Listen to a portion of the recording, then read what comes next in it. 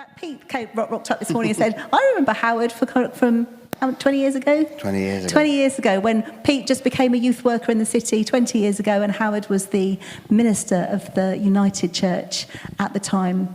Howard has, what Nigel described him as a bit of a kind of an older statesman, an elder, not older, elder statesman within the city and within the Methodist movement. So he's now retired, whether he ever retire or not, I don't know, but has served as the minister here in London and also for a number of years in Hong Kong. He's also been the principal of Cliff College, where they have a passion for training people in mission and evangelism. And I've only recently started to get to know him because of the outreach that we've been doing on Good Fridays across the city, because Howard is also currently the chair of Churches Together in Winchester. And I have so appreciated his leadership there, his encouragement, and his passion to see people getting to know about Jesus amongst us. He is also a wonderfully kind of diplomatic leader. And so where I've come up with some slightly crazy ideas, he's been very good at kind of steering us in the right direction to make sure that they're accessible to people to join in. And so, Howard, we are delighted you're with us. Thank you for joining us, and come along and get ready to share with us, please. Are you happy for us to pray for you? Yeah, please do. I'm glad you said yes, because that would have been awkward, wouldn't it? So, Father God, we just want to pray for your words to be heard as Howard speaks this morning. And Lord, we just thank you for the time that he's given up to be with us and to share your thoughts. And just bless him in Jesus' name. Amen. Amen. So Howard asked me to start by reading. So if you've got a Bible, if you've got an app, or if you've got something else, have a look. It's John 21 is what you're looking for. Okay, so we're going for John 21, and we're going to read from verse 1 to verse 14. Okay, I'll give you a moment, let you find it. So John 21, verses 1 to 14. Later, Jesus appeared again to the disciples beside the Sea of Galilee. This is how it happened. Several of the disciples were there: Simon Peter, Thomas, nicknamed the Twin, Nathanael from Cana in Galilee, the sons of Zebedee, and 2 other disciples. Simon Peter said, "I'm going fishing." "We'll come too," they all said. So they went out in the boat, but they caught nothing all night. At dawn, the disciples saw Jesus standing on the beach, but they couldn't see who he was. He called out, "Friends, have you caught any fish?" "No," they replied. Then he said, "Throw out your net on the right-hand side of the boat, and you'll get plenty of fish." So they did, and they couldn't draw in the net because there were so many fish. Then the disciple whom Jesus loved said to Peter, "It's the Lord." When Simon Peter heard that it was the Lord, he put on his tunic, for he'd stripped it for working. He jumped into the water and swam ashore. The others stayed with the boat and pulled the loaded net to shore, for they were only a few hundred yards away. They got out, and they saw the charcoal fire was burning and fish were frying over it, and there was bread. "Bring some of the fish you've caught," Jesus said. So Simon Peter went aboard and dragged the net to shore. There were 153 large fish, and yet the net hadn't broken.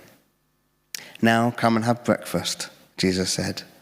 And no one dared ask him if he really was the Lord, because they were sure of it.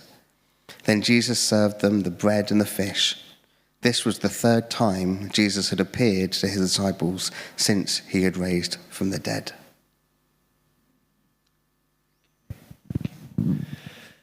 Thank you, Peter and Joe, and thank you for your welcome. It was delightful last Monday to receive an invitation to come and speak to you, and a joy to be here. I know a number of you from various things, so it's great to see you. Now, there's something shockingly ordinary about resurrection. I mean, it's shocking. It's shocking that the God who brought all things into being should actually come and walk with us and minister to us and teach us and call disciples and call you and me, actually, through them. And then he died. And in so doing, offers salvation for all people in every place and all time. And those three guys you saw yesterday, and us. It's shocking that a God should die. It's shocking that that same Jesus should rise again, breathing forgiveness, offering grace, seeking people, changing things, transforming lives. It's shocking, and yet it's kind of ordinary.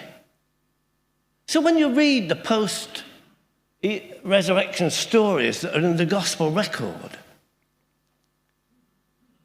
what do we find? We find Jesus coming alongside Cleopas and his mate as they walk from Jerusalem down to Emmaus, and they're thinking about what's happened. And this stranger comes up and says, "Are you all right? What's up?" Or Mary in the garden, and the person she thinks is the gardener, he says, "Why are you crying?" And then to the disciples that are hidden in a locked room, afraid, he just appears and says, "Peace," the very thing they haven't got. Or here in this passage where Jesus turns up, he's on the shore, they're in the boat, they're in the right boat, and he says, "Have you caught anything?"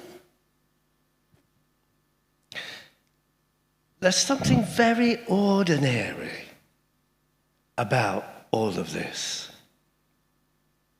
because Jesus meets us in ordinary places, on the high street in Winchester, here in this church, in your home, in your workplace, in your leisure pursuits. Jesus is there with us, meets us in the ordinary.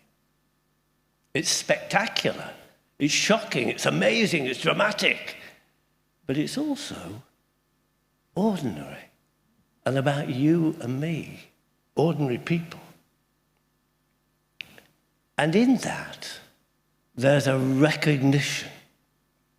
And this is kind of where it starts to transform in the breaking of the bread, or in the tone of voice, Mary, the tone of voice that she recognizes, or in the physical presence of Jesus being there. "Put your hand in my side, put your finger in my hand."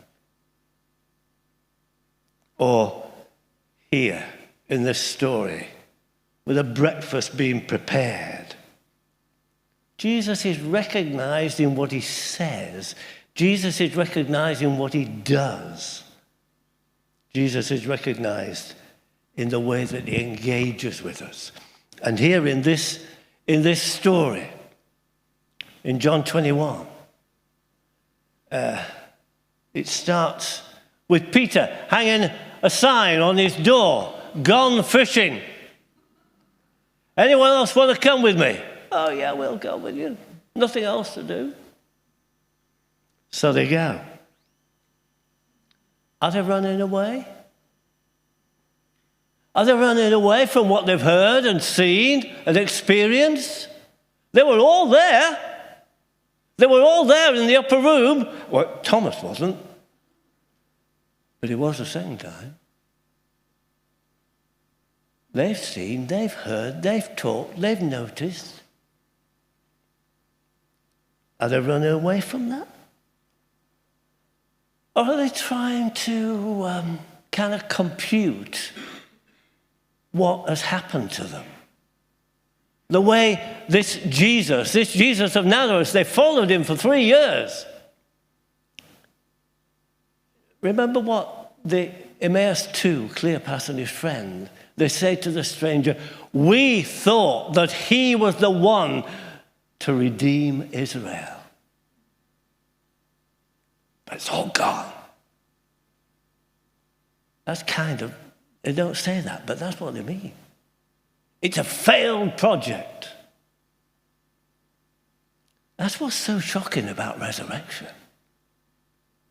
Because the very thing that failed becomes the triumphant thing, the victorious thing, the amazing thing, the thing that brings forgiveness and hope and mercy and grace to you and me.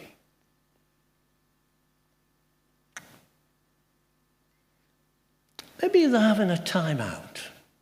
I mean, there are moments when we need, you and me, we need time out. We need to be able to work out what it is that God is really doing with us. We need space. Maybe we need someone to guide us or help us. We certainly need time with the scriptures. We need time with God. Time out is not running away. Time out is banking spirituality on which we draw in the heat of the moment. But I'm not sure that this was for them, time out. I think the way that I read the scripture is that frankly, they're lost. They don't know what to do. So they go back. They go back to what they used to do.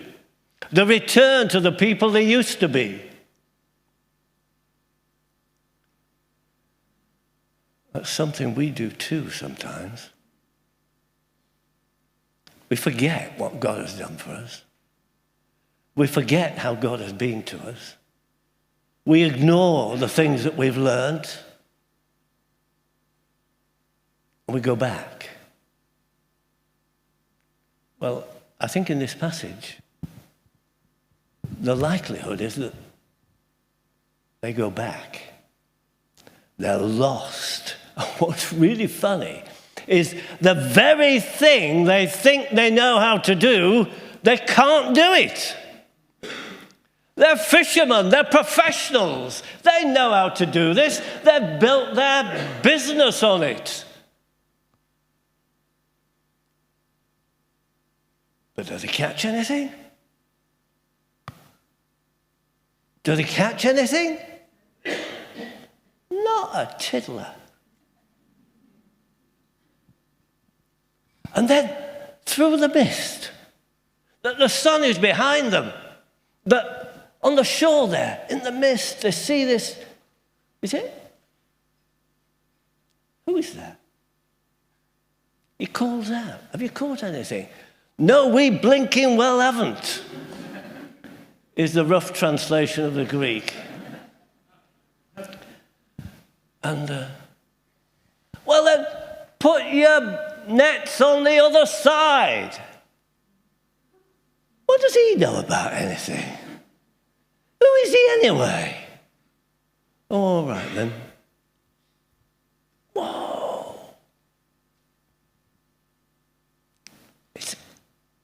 It's a law. And Peter, impetuous as ever, he's hardly got a thing on him. Grabs some clothes. He's in the water. He leaves the rest of them to bring the boat in. He brings the rest of them to haul the fish in. And then it's a bit awkward, really. It's a bit tentative, really. Because he's got fish already. He's fact, his fire's been going so long, it's heated the stones, and he's making bread on the heat of the stone for us. Where's he been? Has he been to Tesco Express or around at Aldi? What's interesting, he says to them, go and fetch some of your own fish. It reminds me that God brings so much to us. We've been singing about it. God brings grace and hope and a change. He brings forgiveness and cleansing. He brings his holy life to put it in our lives. But he also wants our fish. He wants the things that we can bring. He wants us to engage with him. This is a God who cooperates with us, who wants us to bring our treasures, our gifts, our lives, the things that we can offer. And so they have breakfast together. It's fish and bread on the menu. Bacon sandwiches are off. And so, in that awkward moment, they see Jesus. No one says, who are you? They all know. And interestingly, when they see Jesus, they also see themselves. You know, John reminds us that when Peter is naked in the boat, but when he's by the charcoal fire, he's, as it were, naked in front of Jesus. They all are. Because God in Christ sees to the very heart of who we are, how we are, what we are. And everything in their lives, their relationships, their behavior, their values, their attitudes, all of that is laid bare before God in Christ. And you know, when we come before God, or we might be in our best kit, you know, or whatever, we're all naked before God because he sees us as we really are.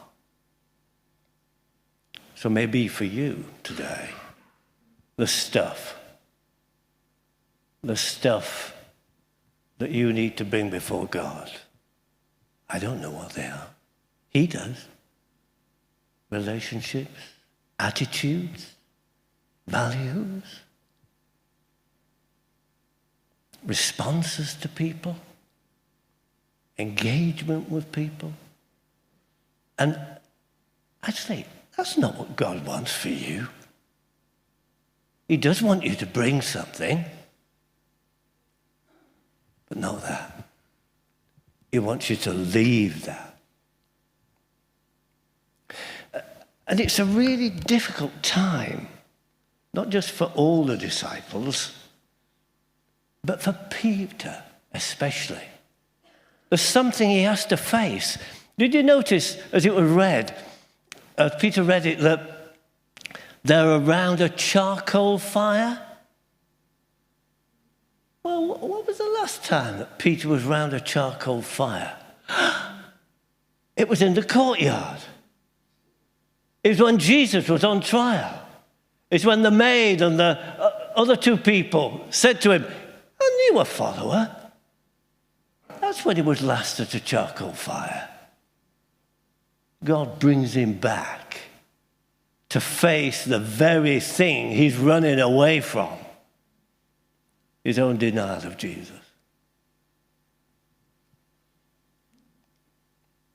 It confronts him. Notice there's no condemnation here. There's no condemnation of Peter. This isn't about retribution and retaliation, there's something really interesting about the Christian gospel, is it is not about retaliation. It is not about retribution. It is about reconciliation. It is about putting the finger on the things that are wrong so that we may be transformed and we may really follow in Jesus' footsteps. See, Jesus has not given up on Peter. Peter's round the fire. He's faced with denial. He doesn't ask for forgiveness. He doesn't say sorry. He's wept beforehand. But he doesn't say sorry here. But he gets as close as possible to Jesus. He ran, as it were, swam from the boat to the shore. Why? Because he knows he needs to be close to this master. He needs to be close to this Jesus. And then there's a conversation between Jesus and Peter. And there's a loss of meaning in our English versions that is there in the Greek text. You'll know, I guess you'll know, that in the Greek language there are a number of words for love, right? So one of them is eros, a kind of erotic love, sexual love. One is philia, philos, which means a strong friendship, a real relationship, a delight to be with, philos. Another one is agape. Agape, that real deep commitment, that self-giving love. Well, there's another one to do with family, Sergei, but agape and philos are in this passage. Remember, agape is that self-giving love. And philos is that friendship. Nice to meet you. Nice to be with you. Don't ask too much of me, but it's nice to be with you. Let me read it. Let me put, when you've got spectacles, a microphone and a Bible. So when they finished breakfast, this is following on from the passage that was read, Jesus said to Simon Peter, Simon, son of John, do you agape me? He said to him, yes, Lord. You know that I phileo you. Actually, what he says, Jesus, is, do you agape me more than these? Well, does it mean the other disciples? I don't think he means that. I think he means, do you love me, do you agape me more than this boat, these nets, this profession that you've gone back to? Do you not know that actually I've called you? I think that's what more than these means. It's not about people. It's not a competition to try and be more spiritual than everybody else in the discipleship of Jesus. It's where your values are, where your focus is, where your commitment is. Do you agape me more than these? Yes, Lord. You know that I phileo you. He said to him, feed my lambs. The second time he said to him, Simon, son of John, do you agape me? He said to him, yes, Lord. You know. I phileo you. Jesus said to him, tend my sheep. He said to him a third time, Simon, son of John, do you phileo me?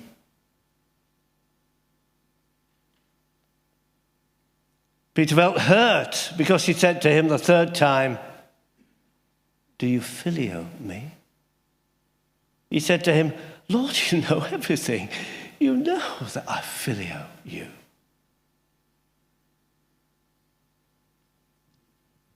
Do we take our hats off to Peter here? That actually he knows that he let Jesus down. He's ashamed he let Jesus down. He can't reach that bar of agape. He can only offer what he has, what he is. His friendship. There's something realistic about this. Something honest about Peter. An honesty here that wasn't there in the courtyard. An honesty here that hasn't been in some of the impetuous statements during his discipleship. Sorry, Jesus, I just can't get to that agape love. But what I can, I offer you my friendship, my deep, deep friendship. And each time, Jesus in effect says, it's enough. It's enough. Tend my lambs. Feed my sheep. Tend my sheep. It's enough. Peter, you offer what you can. Because, Peter, I'm going to bless you and everyone who calls upon the name of the Lord. I'm going to bless you with my Holy Spirit. And that Holy Spirit will empower and equip and enable you to have the ability to offer agape love. You'll be able to go over that bar because the Holy Spirit will help you. But right now, Peter, I'll take what you have to offer. And there's just something so wonderful about this moment because it matches the very thing, the very kind of people we are. Lord, I just can't, you know. I know people and they're just wonderful in their spirituality. But Lord, I just bring who I am and offer who I am. And right at the end, Jesus says to Peter, it's going to cost you. If you think this is a picnic, if you think this is just a barbecue with fish and bread, then think again, Peter, because discipleship is tough, discipleship is costly, discipleship is going to cost you everything, actually, your life too, Peter. But it's worth it. Therefore, Peter, follow me. Therefore, Peter, follow me. And Jesus calls that to us. We who stand, as it were, naked before him, knowing everything we have and are is open before God. And yet, to a Jesus who, knowing all that, brings his mercy and grace and love to us, but asks us to bring who we are, what we have, that we might be transformed by his grace and his mercy and be the people who can be equipped to follow in Jesus' footsteps. I pray for myself and for you that we might be people who honestly, openly can say to Jesus, I'm bringing all I am. I'm bringing everything I have. I'm bringing all the love that I can muster. Take me, for I want to follow you. Amen.